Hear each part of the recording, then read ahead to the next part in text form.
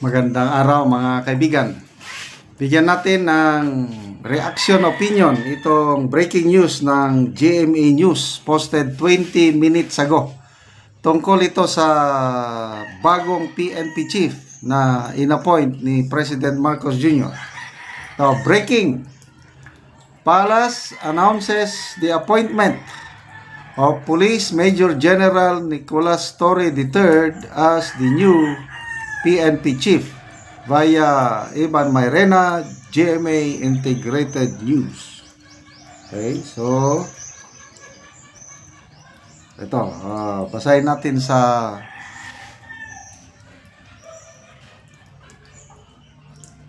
balita ng GMA News. Okay. Ayan ang balita. Nicolas Torre is next PNP Chief, Bersamin. Okay. By Ana Feliciano Bahog, GMA Integrated News, published May 29, 2:32 p.m. So, mainit-init pa. Executive Secretary Lucas Bersamin disclosed that Police Major General Nicolas Torre III is the next Philippine National Police Chief. Torre will replace current PNP Chief Police General Romel Marbel, whose extended term is set to expire on June 7.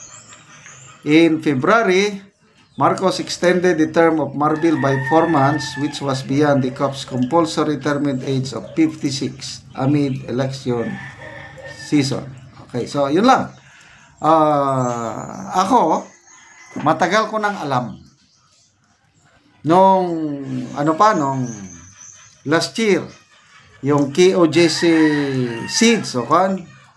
Tapos nagresulta, napilitang surrender si Pastor Apollo Quiboloy. Sabi ko, malamang ito ang mag-PNP chief.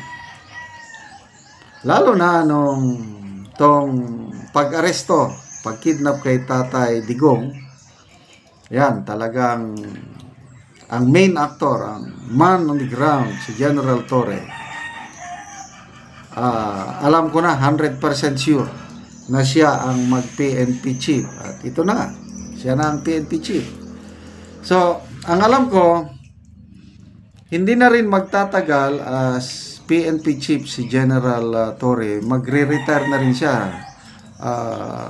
Kung siya by June 7, next year, retire na rin siya. So, hanggang next year lang siya. So, after his retirement, what's next? Okay? Sabi nga nila, panahon. Oh. Si PRRD, narinig ko, bago siya arestuhin. Hindi naman sa nananakot si PRRD kasi ang anak ko, baka maging presidente, baka babalikan ka. Parang ganun ba? Sa ngayon, walang malakas na kandidato by 2028 except VP Sara. Wala pa akong nakikitang malakas na kandidato na pwedeng makatalo kay VP Sara. Dati, si Senator Raffy Tulfo, malakas siya. Kailang I don't know. Na siya, bumababa na siya ngayon. Kasi, bigla siyang tumahimik. Nung una kasi, ang ganda yung birada niya. Ang daming mga iniimbestigahan. Kaya lang, pagsimula ng mga investigasyon sa mga hindi ka nais-nais na pangyayari sa Pilipinas, tumitigil. Tapos, nagiging tahimik. Kaya, yun, yung latest survey ng Tangerie, speaking of Tangerie, yung mga previous survey nila before election, hindi ka panipaniwala. Kasi mga mga commission survey.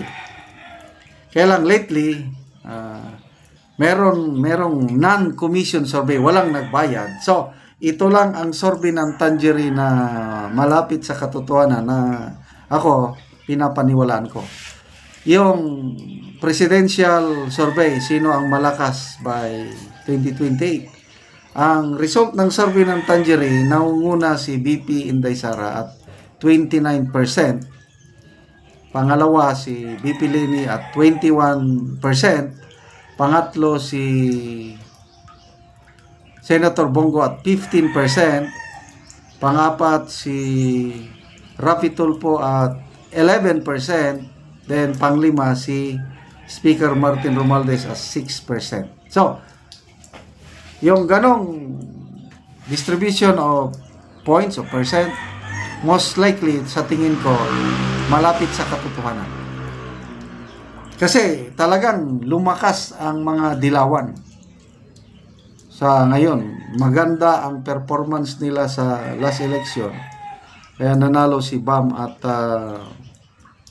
Kiko Pangilinan. At ito ngayon, pumuporma na si Reza Hontiveros na open daw siya magkandidato by 2028. So, I don't know kung interesado pa ba si BP Leni nakakandidato. Kung hindi na, most likely itong ang magpaparis niyan is Bam Aquino and Reza Hontiveros. Sila ang team to beat Romualdez. Wala na. Mahihirapan. Si Rafi Tulfo, Senator Rafi Tulfo, kung mag-independent siya, hindi siya sasama kay Romualdez, baka may laban pa. Again, balik tayo kay General Torre. Anong mangyari sa kanya by 2028 pag upo ni BP Sara? As in, pababayaan na lang? Ano sa tingin nyo? Kasi may kasabihan nga tayo, kung ano ang iyong itinanim, anin mo. And by the way, di ba may kaso, kinasuhan na sila sa ombudsman at pinagsasubmit na sila ng counter affidavit. Nagpa-extend lang sila ng 10 days. Tapos, I believe, natapos na yung extension. Wala na tayong balita kung ano na ang update. Magre-retire na si Ombudsman Martires by August. So, may June, July.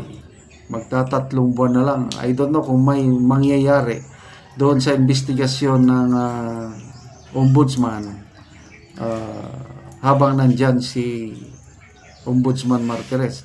Pag retire ni Ombudsman Martires by August, depende sa ilalagay na bagong ombudsman, palagay ko wala na. So, good luck po sa incoming PNP Chief General Nicolas Torre. Salamat mga kaibigan sa inyong pagsubaybay sa ating channel. Nakakatulong kayo ng malaki sa tribong Talandig.